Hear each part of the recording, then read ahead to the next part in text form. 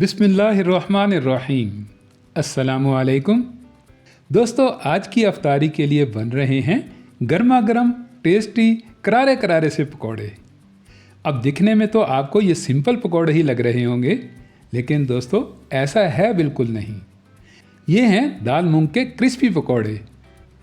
इन पकौड़ों की ख़ास बात यह है कि ये एक्स्ट्रा क्रिस्पी हैं। ये देखिए,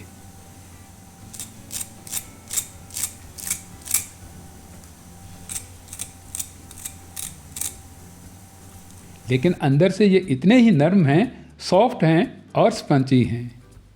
अब इनको ऐसा बनाने के लिए मूंग दाल के साथ साथ में मैंने और क्या कुछ डाला है ये देख लेते हैं।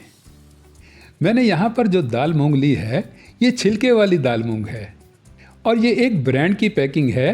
स्पेशलिटी इसकी ये है कि ये दाल चुनी हुई दाल है, इसको मुझे चुनने की ज़रूरत नहीं है। आप अगर खुली दाल ले रहे हैं तो उसे देख ज़रूर लीजिएगा कि उसमें कोई कंकर या रोड़ी वगैरह ना हो। अब ये हाफ केजी की पैकिंग है तो इसमें से मैंने आधी ही लेनी है, यानी 250 ग्राम के लगभग में। अब हम आम तौर पर दाल में सिर्फ पानी डालकर ही उसे भीगने के लिए रख देते हैं।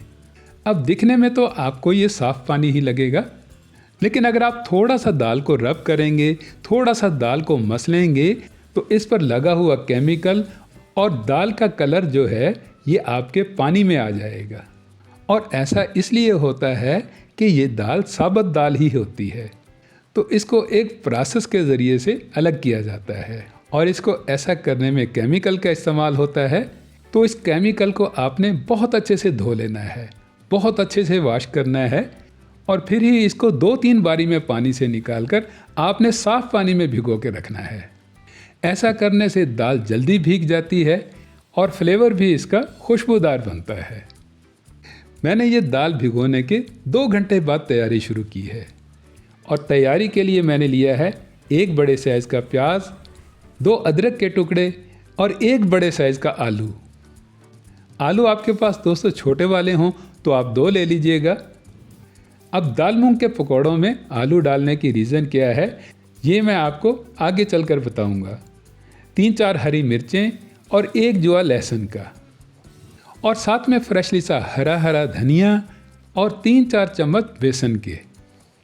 अब बेसन मोटे वाला हो या बारीक वाला हो, दोनों ही चलेंगे। अब सबसे पहले प्याज को ही कट कर लेते हैं और प्याज को कट करने के लिए इसे मैंने रफली सा चॉप किया है। स्लाइसेस नहीं बनाए हैं कि स्लाइसेस की वजह से पकोड़े हमारे थोड़े बड़े बनेंगे और दाल के पकोड़े हैं तो ये अंदर तक से बहुत अच्छे से पके हुए हों, तो इसके लिए हमने इनका साइज़ छोटा ही रखना है। और छोटे साइज़ के पकौड़ों के लिए रफली सा चॉप किया हुआ प्याज ही परफेक्ट रहेगा। और हरी मिर्चों को दोस्तों आप वैसे ही कट कर लीजिएगा कि जैसे आप रूटीन में कट करते हैं, यानी छोटे छोटे से स्लाइसिस शेप में कट कर लीजिएगा।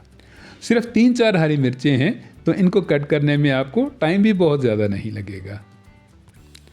और ऐसे ही आलू के भी स्लाइसेस नहीं बनाने हैं। स्लाइसेस भले छोटे वाले हों या बड़े वाले हों, हमने रूटीन वाले तरीके पर इनको नहीं कट करना है, बल्कि आलू को हमने मोटा मोटा सा ग्रेट करना है।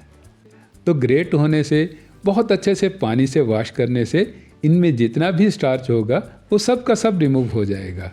और स्टार्च की मिकदार कम से कम होने से ये वाले पकौड़े डायबिटिक पेशेंट भी ले सकेंगे। बस ये थोड़ी सी तैयारी करने के बाद दोस्तों जब आप दाल को देखेंगे तो दाल ने काफ़ी सारा पानी पी लिया होगा, काफ़ी फूली फूली सी हो गई होगी और इतनी देर पानी में भीगने से दाल के काफ़ी सारे छिलके अलग हो गए होंगे। लेकिन दोस्तों इन छिलकों को आपने निकाल नहीं देना है, बल्कि इन छिलकों को आपने साथ में ही पकाना है।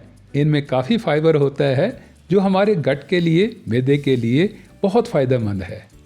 अब अच्छे से धोकर बहुत अच्छे से वॉश करके आपने इस दाल को मिक्सी की डब्बी में डालकर पीस लेना है। और पीसने में आपको कोई थोड़ी बहुत दिक्कत आए तो आप इसमें थोड़ा सा पानी डाल लीजिएगा और इसके बाद में बन जाएगी आपकी मूंग दाल इस तरह की पेस्ट वाली मूंग दाल। काफ़ी गाढ़ा गाढ़ा सा थिक किस्म का पेस्ट रेडी होगा। अब ये थोड़ी सी दाल आपने अलग से निकाल लेनी है। ये पकौड़ों में साबुत ही डलेगी और बहुत ही अच्छा किस्म का दानेदार टेक्सचर आएगा। अब जब सारी दाल को आप पीस लेंगे तो दाल आपकी इस तरह की दरदरी दरदरी सी गाढ़ी गाढ़ी सी बनेगी, और ये हमें ऐसी ही चाहिए होगी। अब जो पिसाई के लिए हमने थोड़ा सा पानी डाला है और 3-4 बारी में इसको ग्राइंड किया है, तो इसको इक्वल करने के लिए, एक जैसा करने के लिए हम विस्क की मदद से इसको बहुत अच्छे से फेंट लेते हैं। इससे ये सारी दाल जो है ये एक जैसी हो जाएगी, इक्वल बन जाएगी। अब आलूओं के लच्छों को दोस्तों अगर आप ऐसे ही डालेंगे तो इनके साथ में काफ़ी सारा पानी आ जाएगा, और इस वाले पानी की वजह से पकौड़े हमारे पतले पतले से हो जाएंगे। तो इसलिए करना आपने ये है कि आलूओं के पानी को आपने बहुत अच्छे से निचोड़ लेना है, और कोशिश करनी है कि इनमें से ज़्यादा पानी ड्रेन आउट हो जाए। मैंने ये दोनों हाथों से प्रेस कर करके बहुत अच्छे से निचोड़ कर फिर ही आलूओं के लच्छों को दाल के साथ में मिलाया है। इसके बाद में आपने इसमें चॉप किए हुए प्याज डालने हैं, स्लाइसेस में कट की हुई हरी मिर्चें आएंगी, और स्पाइसेस में सबसे पहले लाल मिर्चें आएंगी। ये मैंने यहाँ पर 1 टेबलस्पून डाली हैं, और 1 टेबलस्पून ही शामिल किया है इसमें नमक, और थोड़ी सी हल्दी ऐड की है, ऐसे 1/4 टीस्पून के करीब में। अब एक्स्ट्रा फ्लेवर के लिए कुटी लाल मिर्च आएगी 1 टीस्पून, और खुशबू वाले मसालों में से भुना कुटा ज़ीरा आएगा 1/2 टीस्पून। इसके बाद दोस्तों आपने लेनी है अजवाइन, और अजवाइन को आप थोड़ा मसल कर ही डालिएगा। यह 1/2 टीस्पून के करीब में लेनी है आपने, और 1 टेबलस्पून आपने इसमें डालना है सूखा धनिया, और सूखा धनिया भी आपने मसल कर ही डालना है।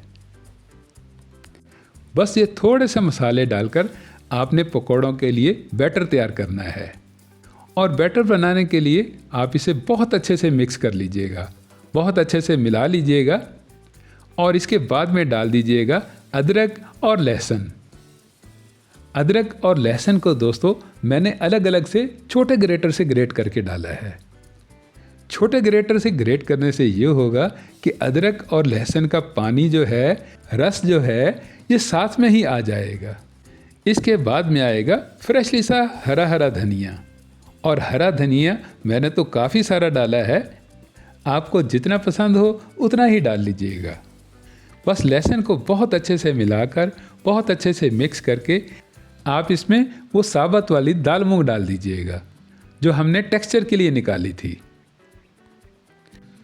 अब इस दाल को मिक्स करने के बाद आप ये देख ही रहे होंगे अभी तक जो बैटर है ये पकौड़े बनाने के लिए परफेक्ट नहीं है। तो इसको थिक करने के लिए, गाढ़ा बनाने के लिए आप यहाँ पर इसमें बेसन को डाल दीजिएगा। बेसन इसमें से सारे पानी को सॉक कर लेगा, और पकौड़ों का बैटर आपका गाढ़ा गाढ़ा सा थिक किस्म का हो जाएगा। अब पकौड़ों का मसाला आपका बहुत अच्छे से बन गया है, तो अब इसको हम एक साइड पर रख देते हैं और तैयारी कर लेते हैं इनको फ्राई करने की। फ्राई करने के लिए दोस्तों मैं तो यहाँ पर कुकिंग ऑयल का ही यूज़ कर रहा हूँ। आप सरसों के तेल में पकौड़े बनाना चाहें तो सरसों का तेल गरम कर लीजिएगा। अब जब तेल आपका बहुत अच्छे से गर्म हो जाए, हीट पकड़ ले, तभी आपने इसमें पकौड़े बनाना स्टार्ट कर देने हैं। अब पकौड़ों की दोस्तों कोई ख़ास शेप तो होती नहीं है कि इन्हें आपने गोल बनाना है या चौकोर रखना है, इसलिए आप आराम से और बहुत मज़े से छोटे छोटे से पकौड़े बनाते जाइएगा। छोटे साइज़ में पकौड़े बनने से पकौड़े अंदर तक से बहुत अच्छे से पक जाएंगे और हमें इन्हें डबल फ्राई नहीं करना पड़ेगा। और अंदर तक से अच्छे से पकने के लिए आप पहली बारी में इन्हें थोड़ा होल्ड करके रखिएगा, यानी फटोफट से ही नहीं बदल दीजिएगा। बहुत जल्दी से पलटने से ये अंदर से कच्चे रह जाएंगे और फिर इनको पकाने में आपको बहुत ज़्यादा टाइम लगेगा, और अफ्तारी के टाइम में वक्त वैसे ही बहुत कम होता है।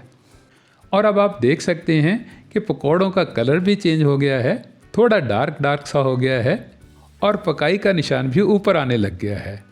तो इस स्टेज पर आपने इन्हें निकालना है, और निकालने के बाद आपने नया बैच बनाना शुरू कर देना है। ये 1 पाव दाल मूंग से दोस्तों आपके 5-6 बैचेस बनेंगे, काफ़ी सारे पकौड़े रेडी होंगे। मेन डिफरेंस इन पकौड़ों में ये होगा कि बेसन के पकौड़े काफ़ी सारा तेल पी लेते हैं, लेकिन मूंग दाल के पकोड़े बहुत ज़्यादा ऑयल नहीं पिएंगे और ज़्यादा ऑयल ना पीने की वजह से ही ये इस तरह के क्रिस्पी बनेंगे, कुरकुरे कुरकुरे से तैयार होंगे। और अगर इनको कट करके आप अंदर से देखेंगे तो मसाला अंदर से बहुत अच्छे से पका हुआ होगा, लेकिन फिर भी दाल मूंग की वजह से पकोड़े आपके बहुत नरम, सॉफ्ट और स्पंची स्पंची से बनेंगे। अब ये 4-5 बैचेस में काफ़ी सारे पकोड़े रेडी हो गए हैं। तो अब करना आपने ये है कि इन पकोड़ों में से आधे पकोड़े आपने निकाल कर अलग कर लेने हैं। ये ऐसा इसलिए करना है कि इन पकोड़ों से हमने एक ग्रेवी वाली सब्ज़ी बनानी है और उस सब्ज़ी बनाने का तरीका मैं आपको अगली वीडियो में बताऊंगा। फ़िलहाल तो हम इस क्रिस्पी, करारे करारे से टेस्टी, लजीज तरीन पकोड़ों से अफ्तारी करते हैं। और अफ्तारी के लिए भले आप लाल मिर्ची की चटनी बना लीजिएगा या दही वाली चटनी की, ये पकोड़े दोनों के साथ में ही आपको बहुत मज़े के लगेंगे। वीडियो अच्छी लगी हो तो वीडियो को लाइक ज़रूर दीजिएगा। मिलते हैं नेक्स्ट वीडियो में, तब तक के लिए अल्लाह हाफिज़।